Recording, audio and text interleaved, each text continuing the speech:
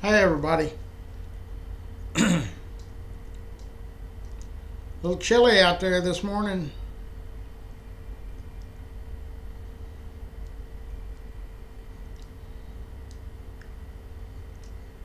Let me see if I can find the live show. There we go. Come on. Let me style the video. Turn the sound off. So today is April the 7th, year 2025, and it's Monday. Gonna be cool today, but it's gonna start warming up tomorrow. By tomorrow evening, it's gonna be 70s or 80s.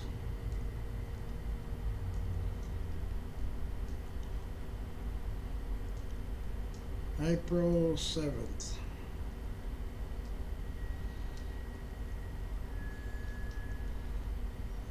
And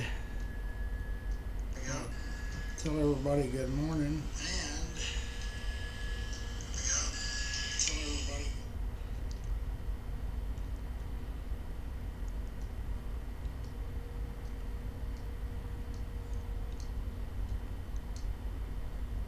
And we're going to share it to the internet and to memories and live videos. Marquita's in, Jeannie's in, Marilyn is in. Okay. Hope everybody had a good weekend.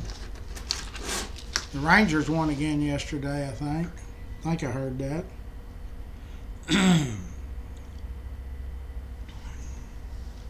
phone's ringing. Where is it?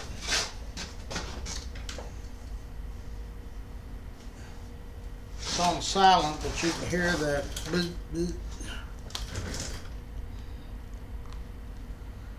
And it's our Cleveland group.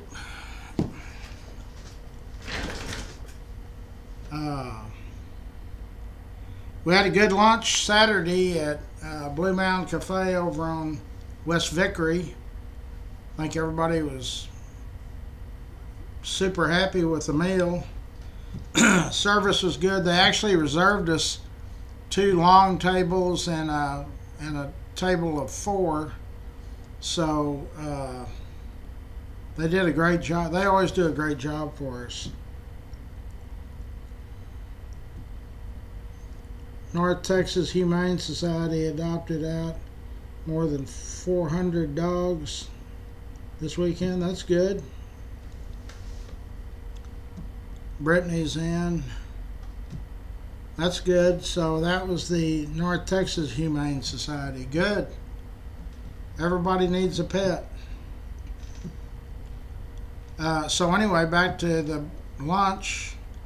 We all had a good lunch and visited for a while, and then we went about our own business. That place was packed when we got there. I thought, oh my gosh, I picked another place that we're going to have to sit and wait for. But there was people standing outside waiting, and they had reserved a table for us. So thumbs up to Blue Mountain Cafes.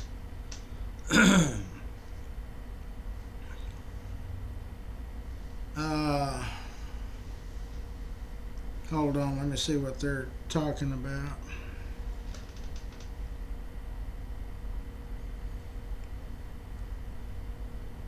Is the house that Brooke Rollins lives in, was that a famous house? Yeah. It was probably, it was in 1953 when,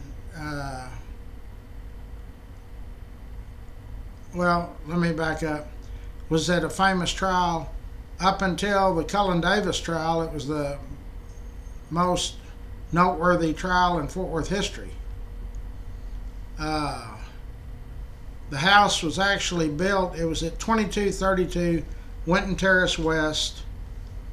Brooke Rollins, our friend and fellow member and agricultural secretary to Donald Trump, owns it, her and her husband and their two children.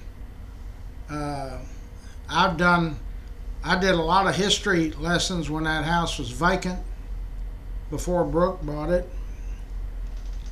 James is in. So it was the house was built in 1928. Let me get the phone over here the house was built in 1928 for a guy named Roy Westbrook. Westbrook was an oil man. He also owned the Fort Worth Cats. He and his wife, he had a problem with marriages and was married several times. Anyway, on his last divorce, which was in 49 or 51, in fact I think it was 48, he put the house up for sale for $60,000. That house I think is worth $7 million. He put it up for sale for $60,000, and William Clark bought it. William Clark was also in the oil business and other interests. Maria's in, James is in. So William Clark bought it, and he also had a problem with marriages. He was married 5 times. He married two of them. He was married to them twice. Bobby is in. So anyway, he married a lady named Mary Batts, B-A-T-S. She was from Euless, Texas. She had been married a couple of times. And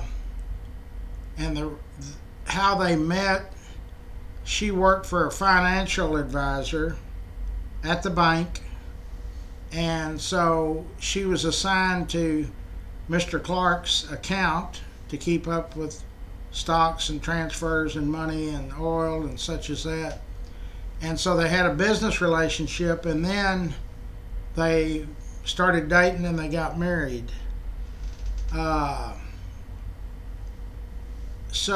before they were married, and this is from William Clark's brother Philip, he told me that his brother had asked Mary, he said, "Look, I've asked you to marry me, but I want to make sure I'm the only guy. You're not intimate with anybody or any." No, you're the guy. So anyway, they got married, and that was in 52.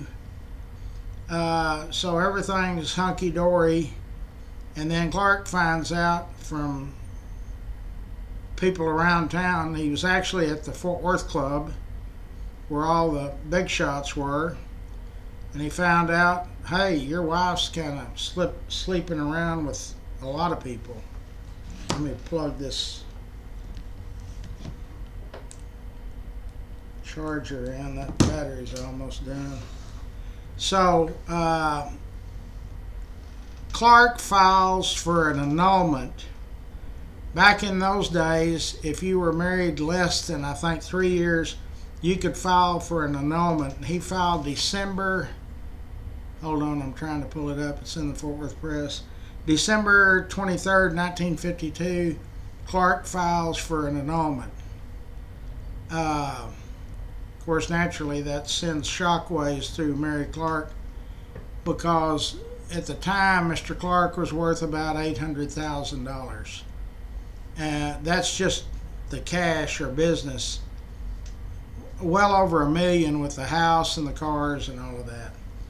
So it goes to a judge, and the judge says, "Okay, Mary, until this thing is settled in court, you have to move out." She said, "No, I'm not moving out." They forcibly had to remove her from the house. A week or two later, she went back in front of the judge and said, I don't have any money to live anywhere. So he ordered William Clark to pay her $300 a month until the thing was settled. And so actually Mary just shacked up with some guy and didn't have to pay anything. So at some point, Mary decides to hire Tansy Eggleston, Cecil Green. Tansy was the contact point. Tansy, Cecil Green, and Harry Huggins to kill her husband and make it look like a robbery. So they take the job on. She's going to pay him $10,000. That ain't very much money, but you're talking about 1952. So she agrees to pay him $10,000. They had gone over to the house. It's a two-story. I'll post pictures of it. Brooke Rollins lives in that house. It's a Tudor style, English Tudor style home. Beautiful. If y'all saw our celebration for Brooke getting nominated the Agriculture Secretary, I was in the house, and down in the basement it had a prohibition room, still does, overlooks the zoo. So Mary hires Tansy, Cecil Green, and Harry Huggins. All three of them thugs, hoodlums. So they go over there with the plan to knock off Mr. Clark. Well, he doesn't answer the door. He's upstairs watching television. Television didn't start till 1948, so they said he liked to watch television. He was up there watching television. So the next day on it was either May 18th or May 19th, because they didn't find the body until May 22nd.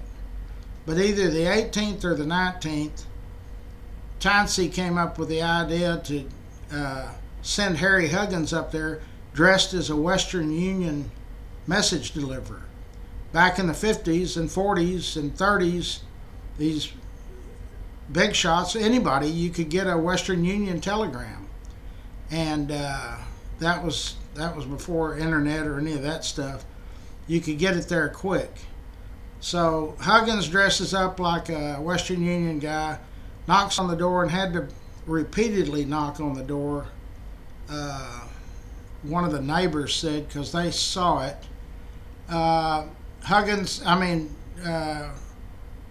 Clark comes down dressed in a robe. It's in the evening, and Tansy and Cecil are on each side away from the door. They rush him, take him upstairs. Well, they hit him with a butt of a shotgun, take him upstairs, and they rob him. Clark was always known to carry a lot of money. Of course, he was in a robe, so I don't think he had it on him. And he wore a lot of jewelry. That came out at the trial. None of that was there. The money, they found 2 pennies next to a gun. They found a .25 caliber bullet in the carpet, and then they found that shotgun 6 feet away.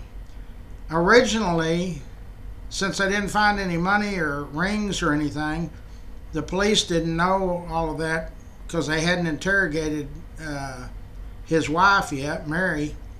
They just thought it was a suicide. He had, like I say, he was married 5 times. 2 of them he married twice, so he really had 7 marriages. Well, Clark's brother, Philip, comes in from Midland and says, you guys, what did he do? Shoot himself with a shotgun? First he shot himself with a pistol, then he shot himself with a shotgun and went and laid it 8 feet from where he was. So they figured out that something was up. They called her in, and she didn't know anything. She said, y'all told me I had to leave the house. So the case goes cold. The will, Clark had changed his will to leave her $10. That's it.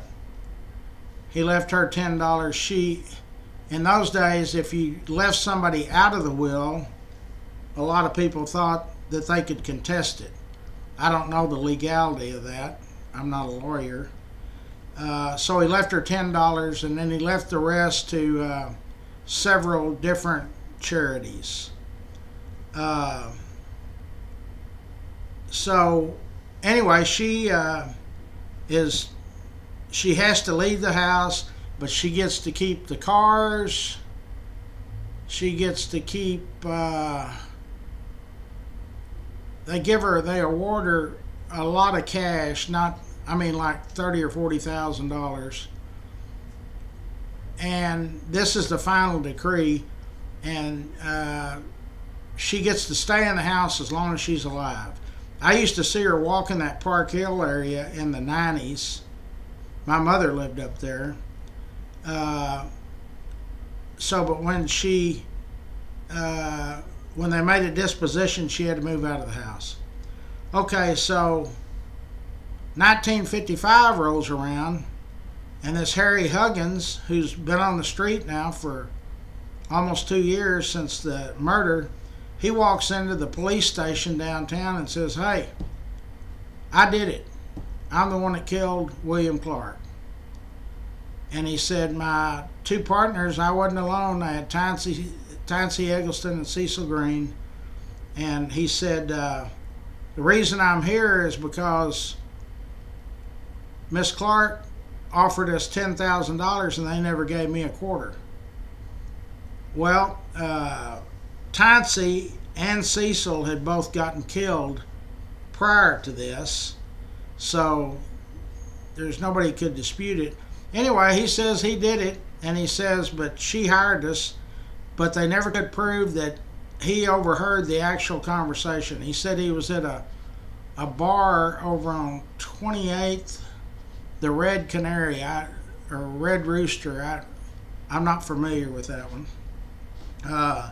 And he said he saw her and Tansy talking, but he wasn't close enough to hear.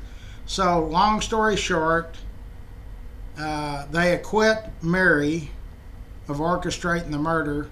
Harry Huggins, since he turned evidence on her, well, he was going to turn evidence on Cecil and Tansy, which is the ones they really wanted. He got 5 years. He had to do 32 months or something. And she died in Oklahoma at 102 in 2010, I believe. I can't pull it. I can't see it in the Star Telegram or there it is, the press.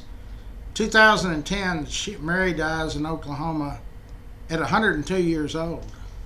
She was a very attractive lady. You can go on Memories and go to the Spyglass and put William Clark murder, and you'll see newspaper articles and stuff. She was several years younger than Mr. Clark. So then the house, which I thought forever had gone to her, but the house went into receivership and was sold, and the money was dispersed between three charities. Father Flanagan's up north, wherever that Boys Town. He left a big portion there, and then a couple other charities here in Fort Worth and one in Midland. Trying to think what else. She got to keep, like I say, the cars. So she did all right. And she had probably already squandered a lot of money. They were only married a short period of time, but like I say, back then, if you were married less than 3 years, I think you could get an annulment, and they just split up whatever they thought was fair. So, does that answer your... No, you can't tour it. No. Brooke Rollins and her family lives there. You saw me in it? Yeah. That was when Brooke had been appointed agricultural secretary to Donald Trump, and she flew back in that weekend, or no, that was on a Friday. Because she left and came over in a car on that Friday morning, and we were all standing there. The Herefords, yeah. Well, she's agricultural secretary. Brooke is from Glenrose. Country gal. Maddie's from Hyco and Brooke's from Glenrose. Huh. Oh, it's a beautiful home. 7 bedrooms. Okay, that's a good question. The reason that it took so long is Mary had already moved out, and of course she knew about the murder, so she wasn't going to go around. The neighbors had seen the Western Union driver pull up, but here's the strange thing. After the murder, the car that Tansy Cecil and Harry Huggins was in wouldn't start. Another brilliant robbery murder that the getaway car didn't run. So they pushed it, and they pushed it down Winton Terrace West, but it was out of place. It was not a new car. And so then they go back up and get old man Clark's car, who they had just murdered. It wouldn't start at first, but somehow they got it started and they took off. So the neighbors kind of thought that was strange. They saw a car that was not normally in the neighborhood. That's when neighbors actually cared about each other and would look out for each other. And they went by the house, and newspapers were stacked up, and so they knew something was wrong. So they called the police, and there was I don't know if Howerton was one of the detectives at the time, but there was two detectives, one police officer, and the coroner. And they wrapped up things pretty quickly. At first they claimed it a suicide. I don't know how they came to that conclusion, but anyway, because there was no money missing that they didn't know of, but Clark was known to carry a lot of money and have a lot of money in the house. They looked for a safe, Harry Huggins said, and they never could find one, and I don't know if there was one or not. But yeah, I used to do history lessons out of that Prohibition room. That was before Brooke and them bought the house. That was when it was vacant. There ain't no telling what that house is worth. And so that trial was the most famous trial up until the Cullen Davis trials in Fort Worth. It brought reporters in from the state, not up north or anywhere. Of course, the Cullen Davis trial brought reporters from all over the world. I have no idea. I was talking to a guy that worked for the district attorney's office back in the day, and how the first trial, which they say now was the people in Amarillo were paid off, some of them, one of them, two of them, whatever. So you can kind of go along with that, but how they missed that other one where the judge, Edson, actually got in the trunk of a car and they poured ketchup on him. And the FBI was parked right next to Cullen when he paid the money off, and they had a recording, had it on film and recording. He got off that. I don't know. I guess Racehorse Haynes.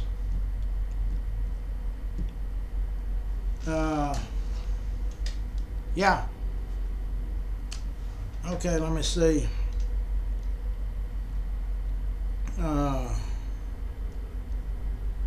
Boys Towns in Omaha, yeah. Well, I think I've actually got a copy of that, the disbursement. but I hadn't opened it in probably 20 years, so I don't remember the actual numbers, but that Boys Town got the bulk of it. Clark never had any kids, and he was married really 7 times, because he was married 5 times, and 2 of them he married twice.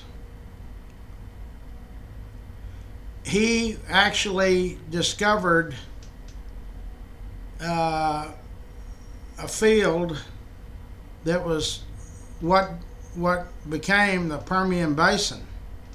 I mean, he's big time in the oil business, him and his brother. His brother lived out in Midland. So his brother came in and he tried to throw a monkey wrench into the whole deal and said that she tried to say the will had been changed and improperly.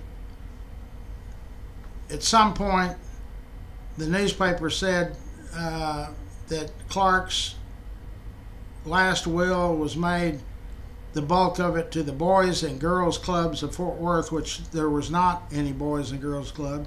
There's YMCA and WYMCA. And they said that nullified that will, but it didn't. And so she actually did not get that house, but she was able to live in it for as long as she wanted while she was still alive. And she moved out, like I say, she died in 2010 in Oklahoma, and she was 102 years old.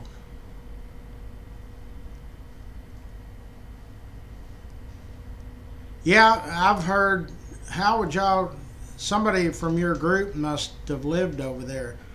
There was a dry cleaners over there on Magnolia somewhere. I've never driven over there to see. Supposedly, some people say she worked at it, some people say she owned it. I've heard those stories, but I don't think there's no truth to it. Her alimony, so to speak, was $300 a month. And of course, after the trial, when she was acquitted, the judge said, you can live in that house as long as you're alive. There's Bill Palmer, Tom Reynolds. If y'all need some good fountain pens or writing pens, Tom Reynolds is your guy. There's Barbara. Good morning. Okay, so I'm running late here. Let's do the sponsors. Yeah, when are y'all talking about coming? In May? Just let me know. Saturday. If there's that many of you, Saturday is the only time. Okay, let me know. Okay. Let me get that out of the way. We're going to go to the top of the page here. Winstead Paint and Body. Clay Winstead and his group over there do great work. They fixed my truck not once but twice. The second time was when it had a lot of damage, when I got rear-ended by the UPS driver 4 days before Christmas of 2022 or 21. So they're on White Settlement Road, a block past Roberts Cutoff. Scott is our IT guru. He can build you a website or any technical issues. You just need to get a hold of Scott. Alpha Design and Build, that's Lance Sanders. They'll remodel your house or your business. He does commercial and residential, or he'll put a second story on it. I mean, this guy does it all. Fort Worth Florist, Jeanette and her team, they're pretty far out on White Settlement, but all you got to do is call 817-244-2345, and you can do it all over the phone. You can look at the pictures on the internet, so you don't have to leave your house and get the flowers sent. G2 Garage is in the White Settlement area. Chris is the owner, and his team, they do a lot of work. They run a lot of specials, so All you got to do is call them and go over there and let them look at your vehicle, and they'll tell you what needs to be done. Felts Family Auto Care is in the Burleson area. Mike Felts and his wife came by here and sit down with me a few months ago. They have a great super reputation out there in the Burleson area and in Fort Worth. So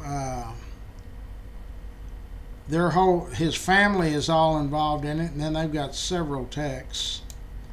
Danny Stroud and his wife have Stroud Auto Supply, and I didn't know it up until I talked to him on the phone before they became a sponsor.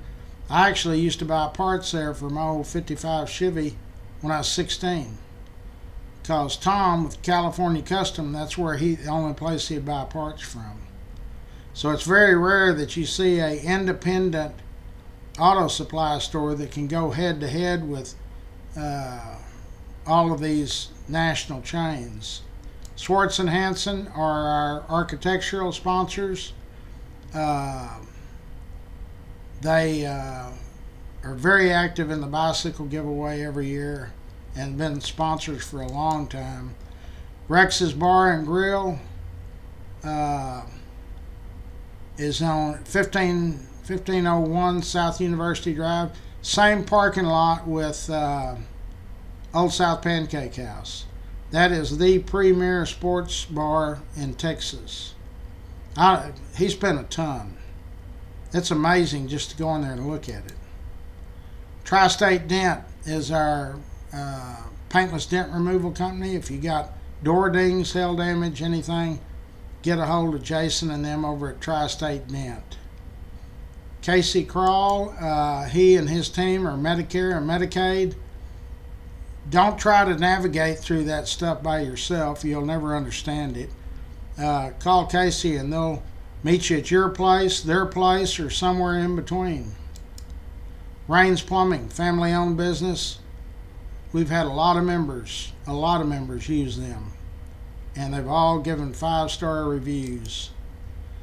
Railhead Barbecue is Charlie Guerin. Charlie is our state representative. He's also on the board of Larry's Kids.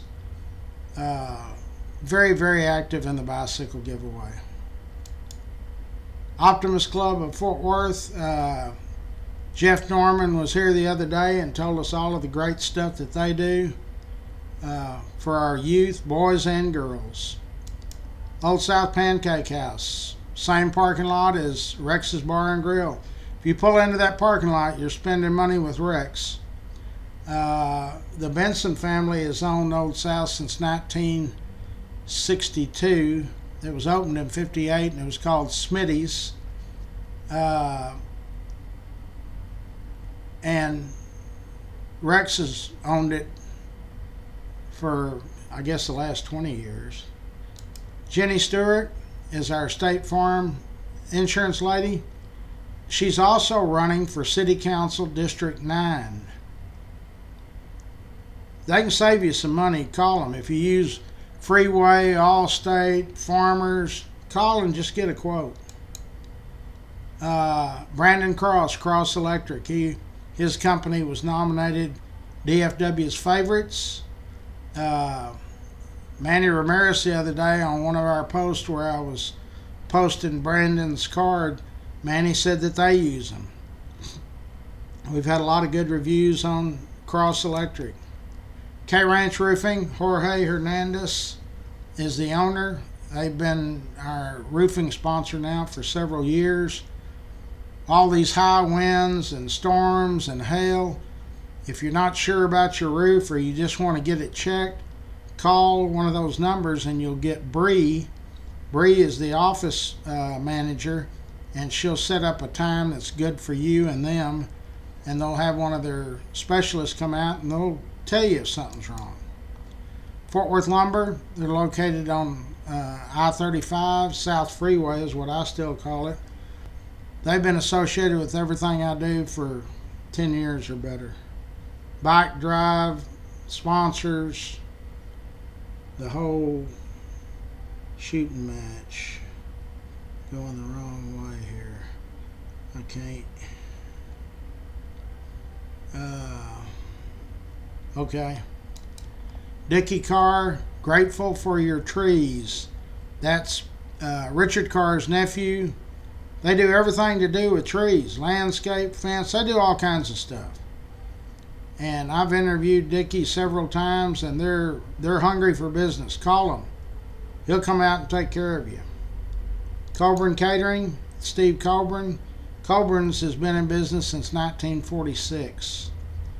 I've been doing business with the Colburn family since 1963 or 4. Great people. If you've got a party or an event or whatever, can they handle a big event? They do the stock show every year. I guess they can. Dickie Carr, Sand and Gravel. That's Richard Carr's father. Pat and Richard Carr own that now. They are very active in all community events. Great people. They were the first person or persons or group to write a check to Larry's Kids for $5,000. Hold on.